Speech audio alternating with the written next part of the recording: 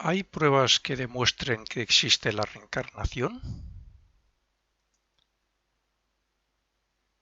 En la respuesta que di en otro vídeo sobre si existe la reencarnación, ya expuse una serie de motivos para creer en ella. Por tanto, esta pregunta me obliga a ampliar la respuesta y a buscar algunas citas bíblicas o de personas conocidas que así lo afirmen, después de meditar, como es lógico, o razonar sobre ciertos aspectos de la vida.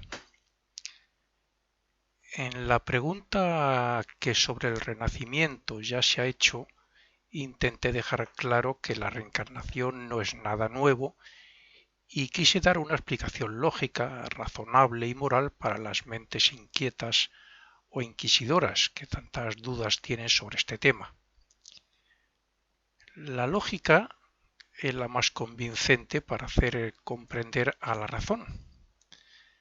Cuando la mente se encuentra ante un problema que la desafía, no hay mejor manera de hacerla comprender que pasarla a unos ejemplos lógicos y razonables que la permitan ver algo de luz al respecto. Tiene que haber algún fundamento que actúe como intuición, orden o esperanza para que la mente comience a razonar. Las respuestas de la ciencia no convencen a las personas que tantas preguntas se hacen sobre la vida y la muerte.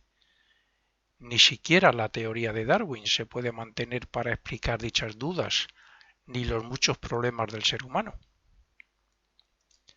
Es cierto que la persona que nunca se pregunta nada sobre la vida, la muerte, la evolución, etc., vivirá y morirá sin aprender mucho sobre el sentido de la vida. Pero esos son los menos, claro. La teoría del renacimiento es moralmente necesaria y salvo que la persona conozca esta teoría, tarde o temprano, en una vida o en otra, tendrá que resolver esos problemas de la vida que tanto llegan a preocupar a la humanidad. Todos sabemos que la evolución existe en todo el universo y en nuestro caso lo podemos comprobar con las razas y subrazas que han pasado, comenzando incluso con los prehistóricos. Si desde aquellas épocas hasta ahora hemos conseguido cambiar el planeta y nosotros mismos hasta el punto en el que nos encontramos, no ha sido por herencia genética, sino porque es un mismo espíritu el que renace en cuerpos cada vez más perfectos, gracias precisamente a esas experiencias y a la asimilación de la quinta esencia de esas experiencias después de la muerte, gracias a los cuales va convirtiendo sus posibilidades espirituales latentes en poderes dinámicos. Y un ejemplo de esto sería la mente y la voluntad. La mente y la voluntad no existieron hace millones de años. La razón no existía, no razonábamos. Y la voluntad no era voluntad, era más bien deseo. Nos llevamos más por instinto, por los deseos, por la necesidad, que por la razón, porque como digo, no existía. Así que podemos preguntarnos por qué va a crear Dios a unos hijos salvajes que sin maldad, vamos a decir que más bien sin moral y por necesidad, sin maldad matan a sus hermanos. ¿Va a crear Dios a unos hijos así? ¿Dónde van esos hijos, o sea, nosotros cuando morimos? Si no hay nada después de la muerte, es absurdo por parte de Dios. Si hay infierno, por lógica tendrían que ir allí, pero Dios no podría ser ese Dios que la mayoría de las personas creen. No podía ser ese Dios al crearlo en esas circunstancias donde un ser humano se vea obligado a hacer el mal. No podría ser ese Dios. Si hay cielo, tampoco podría ir allí, dado que su naturaleza es estamos hablando de una persona por naturaleza, o sea, poco evolucionada, poco desarrollada.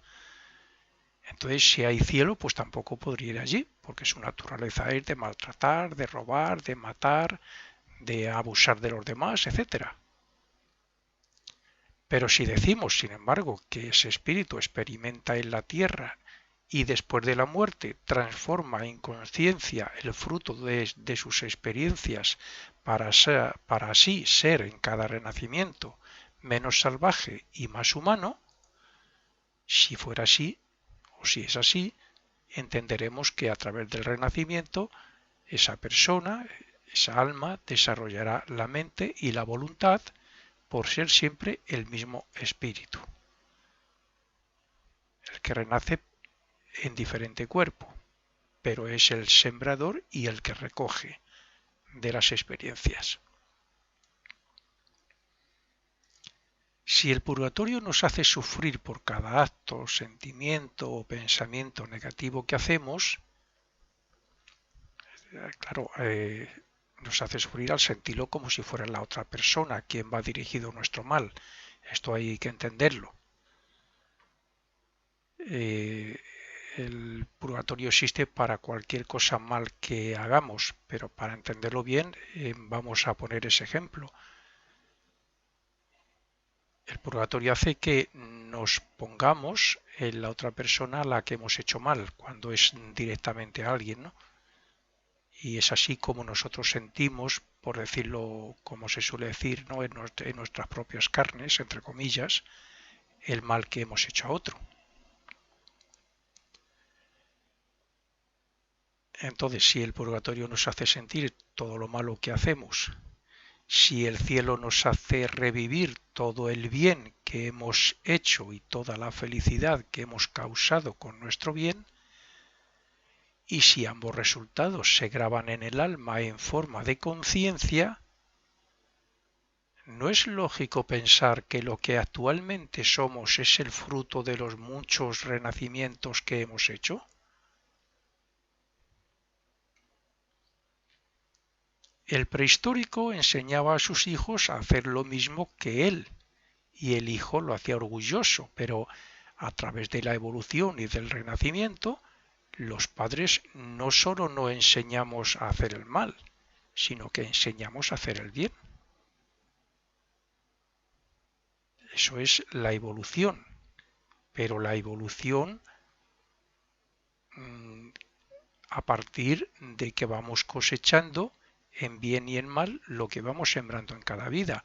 Y ese efecto del purgatorio y del cielo después de la vida es lo que se graba en esa alma para que en la próxima vida seamos mejores. Y por eso ya no enseñamos a hacer el mal, ni como medio de supervivencia, ni porque estamos en un desarrollo muy bajo como lo estábamos hace unos millones de años.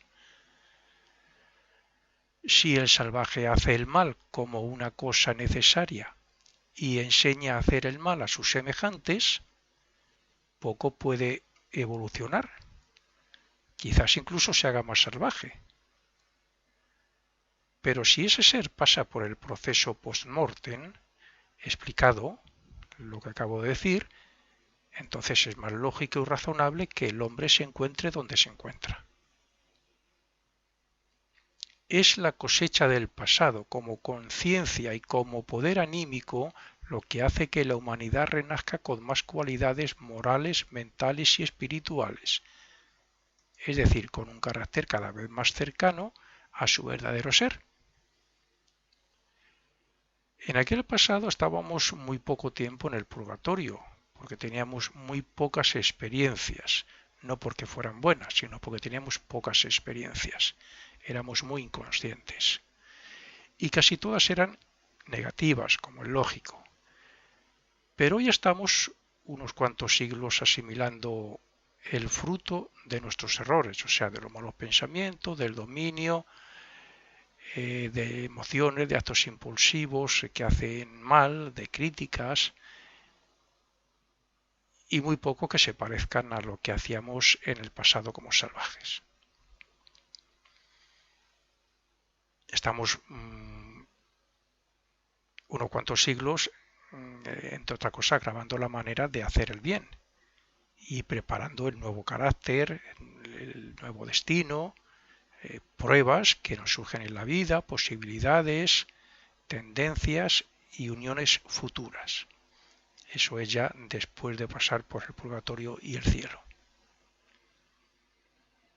Y eso, como es lógico, es fruto ya de lo que hemos asimilado en ese purgatorio, en ese cielo, o sea, de esa mejora que hacemos después de la muerte en dicho purgatorio y en dicho cielo. Se eleva la conciencia, se desarrolla la conciencia y por lo tanto lo que se prepara para la siguiente vida siempre es superior a la anterior, al menos en conciencia. Puede ser peor en el sentido de que la persona haya hecho mucho mal. Vamos a imaginar, pues yo que sé, una persona verdaderamente malvada, un terrorista, un asesino que ha matado mucha gente, que ha hecho mucho daño. Ese tendrá un karma muy duro, pero aún así la experiencia del purgatorio y del cielo siempre es positiva y se graba en la conciencia. De hecho, es la conciencia. Como podemos comprender, son las experiencias en la tierra las que nos van haciendo más perfectos y así seguirá siendo hasta que se cumpla aquello que está escrito que dice sed perfectos como mi Padre que está en los cielos es perfectos, que dijo Cristo. El progreso y la cosecha dependerá de la siembra que hagamos con nuestros pensamientos, deseos, emociones, palabras y actos en cada vida. Pero todo eso se quedaría en nada si no fuera porque renacemos.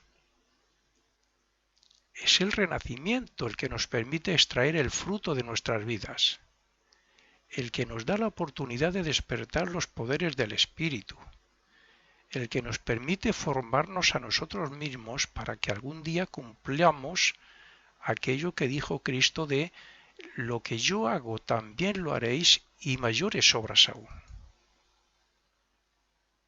Y eso llegará el día que ocurrirá, porque estamos evolucionando gracias a la reencarnación. De cada defecto que aún tenemos debe surgir una virtud, y de cada salvaje debe nacer un sabio. Pero todo está en nuestras manos, porque solo nosotros somos dueños de nosotros mismos, y por tanto de nuestro futuro. Es absurdo pensar que nacemos con la mente en blanco, o que Dios pone a un alma nueva en cada cuerpo para que nazca, porque está demostrado que nacen niños genios de padres incultos o lo contrario. Y eso solo puede ocurrir como resultado de lo que se ha experimentado renacimiento tras renacimiento y de lo que se haya sembrado en la anterior vida. ¿Qué Dios puede poner a un hijo en manos de un padre terrorista para que le inculque sus ideas y termine en la cárcel o condenado a muerte? ¿Qué hace la justicia divina en estos casos? Es el hombre quien decide qué hacer en cada momento de su vida, y dependiendo de lo que haga, renacerá de unos padres u otros, y con un destino lleno de posibilidades o lleno de pruebas y sufrimiento. No hay ningún Dios que ponga a uno en un sitio y a otro en otro, pues porque, como solemos decir, hoy me he levantado bien o me he levantado mal. Nuestro destino está basado en nuestro pasado, en lo que hemos hecho en nuestras anteriores reencarnaciones o renacimientos. Si todas las religiones afirman que Dios es amor y que es el creador del universo y del hombre, lo lógico es que Él tenga un plan para que sus hijos sean como Él, como así se ha dicho y así está escrito. Fuimos creados a imagen y semejanza de Dios. Pero para ser como Él es necesario purificar nuestros cuerpos y elevar su vibración para que los poderes latentes de Dios en nosotros despierten. Nosotros somos un Dios en formación, porque tenemos un espíritu que es parte de Dios, que se ha diferenciado de Dios temporalmente, Pero cuando nosotros, a través de la reencarnación, nos vamos purificando progresivamente, llegará el día en que nosotros como personalidad desapareceremos. Tendremos la conciencia de ese espíritu y entonces actuaremos como hijos de Dios verdaderos. Ahora bien, si el lector tiene las mencionadas dudas al principio sobre la reencarnación, solo tiene que razonar un poco lo que se dice en esta obra o en este artículo para ver si es lo suficientemente razonable y lógico frente a otras teorías que algunos describen y cuentan. Esa es la razón que nos tiene que convencer. Si alcanzar el cielo o no hacerlo depende de lo que hagamos aquí en la vida, Dios no podría ser Dios por predestinar a un alma desde que nace a pecar, mientras que otros incluso dedican su vida a servirle. La vida sería una trampa si no fuera porque la reencarnación tiene una explicación convincente para todos estos casos. La teoría del renacimiento demuestra y resuelve problemas como los siguientes. Las desigualdades sociales, la justicia de Dios y no lo contrario, según otras teorías. Que todo en el universo es justo, moral y espiritual. Que el futuro del hombre es la perfección. Explica la genialidad fuera de la herencia. Enseña que todos tenemos los poderes del espíritu latentes y que algunos ya han desarrollado parte de ellos. Demuestra que el hombre mismo es el creador de su carácter como fruto del trabajo en otras vidas. Razona las causas por las que una persona sufre desgracias y otro lo contrario. Y demuestra que la conciencia de cada uno es diferente según su grado evolutivo y que la evolución existe gracias al renacimiento.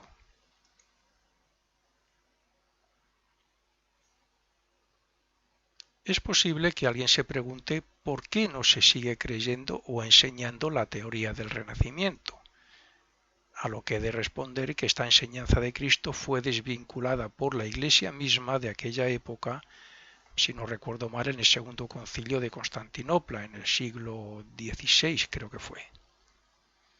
Así, la doctrina de la reencarnación ha seguido vigente para muchos escritores, poetas, filósofos y clérigos. Muy escondida, pero para algunos ha estado, y esos algunos han dado muestras de ello. La teoría del renacimiento existe desde hace miles de años, puesto que está unida a la inmortalidad del espíritu. La podemos encontrar en muchos textos sagrados hindúes, en las escrituras y en la cultura egipcia. Bueno, las enseñanzas hebreas de la Cábala también, de Buda, de Zoroastro y en la Biblia, como es lógico. Aunque la palabra reencarnación no esté escrita así.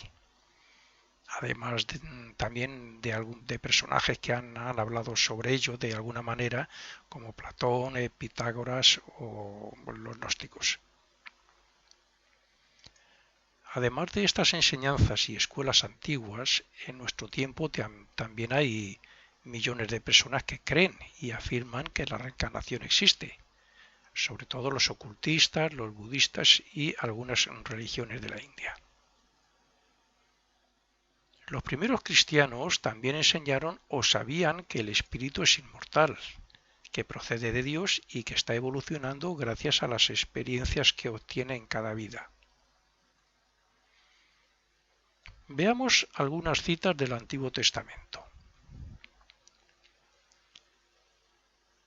Dijo Jeremías: te santifiqué y te ordené profeta, lo que indica que el alma ya existe antes de nacer y que ha hecho méritos para ordenarle profeta. Malaquías afirma que Elías regresaría, No dijo cuándo, simplemente que Elías regresaría. En el libro de la sabiduría de Salomón, dice Salomón: yo fui un niño de aguda viveza y tuve mi espíritu bueno, y por ser bueno, yo vine a un cuerpo inmaculado. En el capítulo 13 de Jueces, vemos cómo un alma es escogida para hacer un trabajo antes de nacer. En ese caso es Sansón, que debe matar a los filisteos. El historiador Josefo dice en su obra de Bello Judaico, refiriéndose a los fariseos, dice: afirman ellos que todas las almas son incorruptas, pero que sólo las buenas pasan a otros cuerpos, mientras que las malas sufren castigo eterno.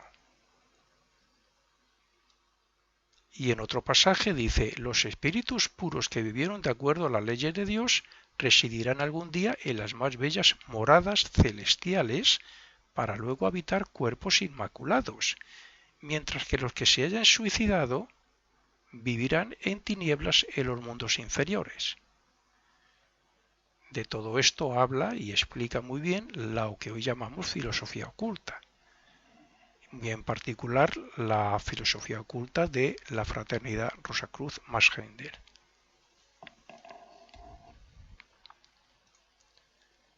Quien desea encontrar citas sobre la reencarnación en el Nuevo Testamento también encontrará lo suficiente como para creer que los cristianos de aquella época hablaban del renacimiento. Cristo mismo lo enseñaba a sus discípulos, pero este sentido está escrito también de una manera muy particular. Dice que a sus discípulos Cristo les alimentaba con carne, mientras que al pueblo le enseñaba lo mismo pero con parábolas, y por eso se dice que les alimentaba con leche. Cristo dijo: a vosotros os he dado a conocer los misterios del reino de Dios, mas a los otros por parábolas. Veamos algunas otras citas. Cuando le preguntaron a Juan el Bautista que si era Elías, estoy hablando de Juan, capítulo 21, y él lo negó, está claro que estaban preguntándole que si él era la reencarnación del profeta Elías, como es lógico. Es cierto que Cristo dijo que Juan el Bautista era Elías. Y esto es así. En Mateo capítulo 11 dijo Cristo: este es Elías. Así es que en esta aparente contradicción caben dos explicaciones. Una, que el Bautista no quisiera decirlo cuando le preguntaron, y otra más lógica, que no lo recordara. Esa pasada vida como espíritu, claro. Como no recordamos por lo general ninguno de nosotros nuestra vida pasada. En Mateo capítulo 16, Cristo pregunta: ¿quién dicen los hombres que soy yo? El Hijo del Hombre. Y los discípulos le responden, o algunos de ellos: pues algunos dicen que eres Juan el Bautista, otros dicen que eres Elías, y otros que Jeremías o uno de los profetas. Esto es lo que está escrito, no me lo invento yo. Y Cristo les dijo, sin sorprenderse tampoco por esa respuesta: pero ¿quién decís vosotros que soy yo? Y entonces Pedro le respondió: tú eres el Cristo, el Hijo de Dios viviente. Cristo también dijo, refiriéndose a Juan el Bautista, dijo: si queréis recibirle, él es aquel Elías que había de venir, que lo he mencionado antes, o ya hubo un profeta que aseguraba que vendría. En Mateo 17, Cristo dice: Elías ya ha venido y no le reconocieron, sino que han hecho con él lo que han querido. Y a continuación dice, entonces los discípulos comprendieron que se estaba refiriendo a Juan el Bautista. Repito, todo esto está escrito. No mencionan la palabra reencarnación, pero están hablando de la reencarnación. Otra cita que, además del renacimiento, también se relaciona con el karma, es cuando los discípulos le preguntan a Cristo delante de una persona invidente que quién pecó, si fue el ciego o sus padres. Está claro que para que pecara el ciego tenía que haber vivido otra vida anteriormente, como hombre, o sea, como ser humano. Si no, ¿por qué van a preguntarle si pecó él o fueron sus padres? Estaban creyendo en una reencarnación anterior. Jesucristo, ante esa pregunta, no se asombra tampoco ni se sorprende y simplemente le responde que no pecaron ninguno, sino que era ciego para que las obras de Dios se manifestaran en él. O sea, que quiso explicar que quien incumpla las leyes divinas, en este caso la ley de consecuencia, tendrá que asumir sus responsabilidades como efecto de lo que hizo. Esto es el karma. Pero lo importante de este pasaje es que debe quedar claro que el hombre no puede pecar antes de nacer, salvo que creamos en el renacimiento. Que quede claro. Nadie puede pecar antes de nacer, se peca aquí, cuando estamos en un cuerpo físico. En Juan, capítulo 40, dice Cristo, el discípulo no es superior a su maestro, pero cuando cada uno alcance la perfección, será como su maestro. ¿Quién alcanza la perfección en una sola vida? Yo creo que nadie. Sí, puede llegar a un cierto grado muy elevado, pero gracias al trabajo anterior de otras vidas. O sea que este hecho tampoco se puede conseguir si no fuera por el renacimiento. En Juan capítulo 3, versículo 3, dice, el que no volviera a nacer no podrá ver el reino de Dios. Y en Mateo 5:48 se dice, sed perfectos como vuestro Padre que está en los cielos es perfecto. Y eso se lo dijo Cristo a sus discípulos, que al fin y al cabo pues eran pecadores también, como es lógico. ¿Se van a hacer perfectos en esa misma vida? Por supuesto que no. Y de ahí que también dijera eso que ya he mencionado antes. Las obras que yo hago, vosotros algún día las haréis.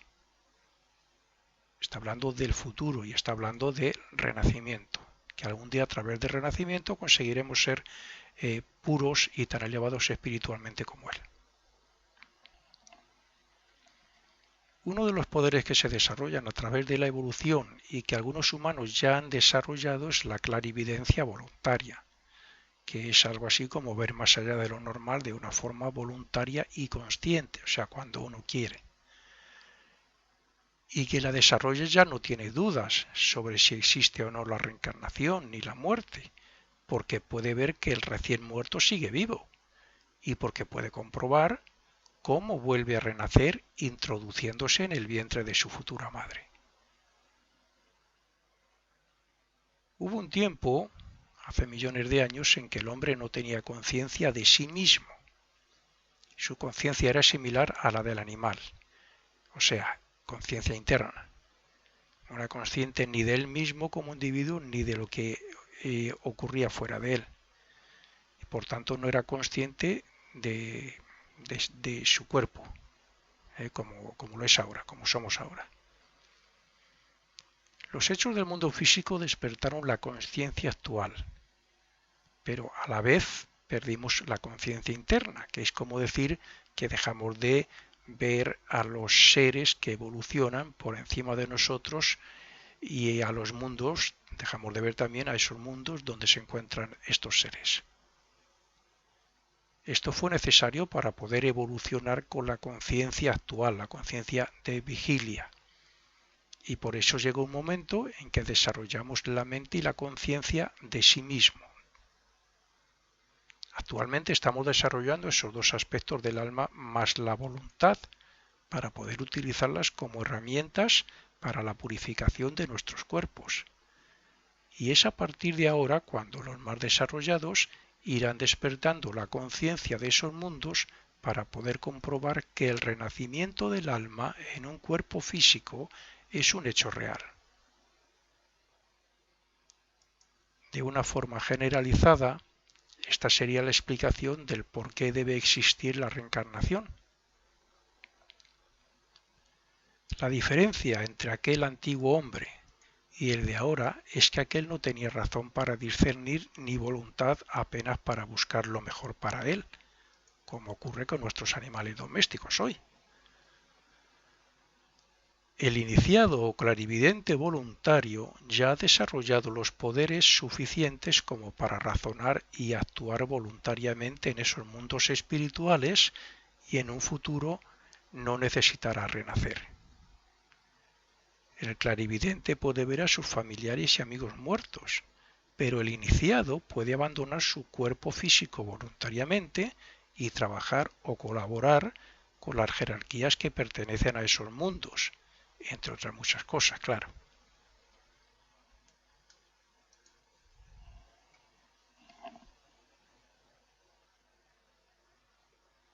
El hombre es mortal, pero el espíritu no lo es, y por eso existe el renacimiento, para que el hombre se haga inmortal, como lo demuestra la frase que dijo Cristo de "Este es Elías", refiriéndose a Juan el Bautista.